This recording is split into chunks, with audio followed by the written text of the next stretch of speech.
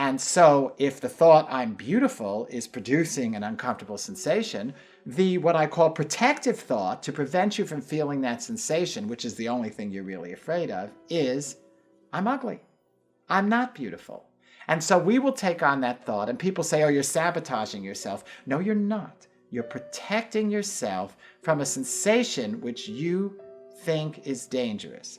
You take on the thought, I'm ugly, and the supposedly negative thought produces a more comfortable sensation. Now you'd say, why would a negative thought produce a more comfortable sensation? Well, let's say you want to run the marathon.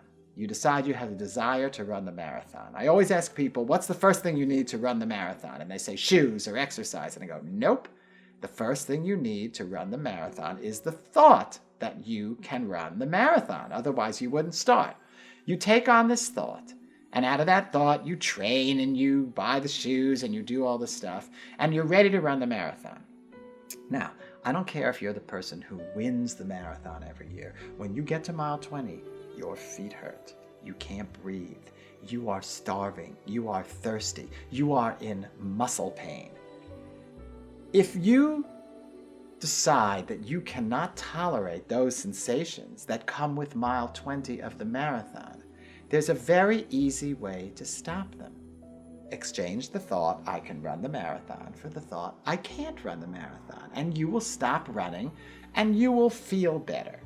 So you will feel more comfortable sensations. The trouble is you will now take on the thought out of those sensations and out of that protective thought that you can't run the marathon. And the result will be that you don't run the marathon, which is a result you don't want. But you have successfully avoided the sensations that were painful. So you think. What happens is the moment you get the result you don't want, you remember the result you did want, which is I can run the marathon, and immediately the sensation will come back again. Now it'll come back at mile 20 in this case, but when you take on a thought and you jump away from it to a protective thought, the moment you get the result you don't want, you go back to the original thought that you wanted and you're right back at the sensation. So in things that don't work for us in our lives, we're taking on a thought, having a sensation, jumping to it, a protective thought, seeing the protective thought turn out, not liking that, jumping back to the thought we want, going to the sensation, jumping away from it.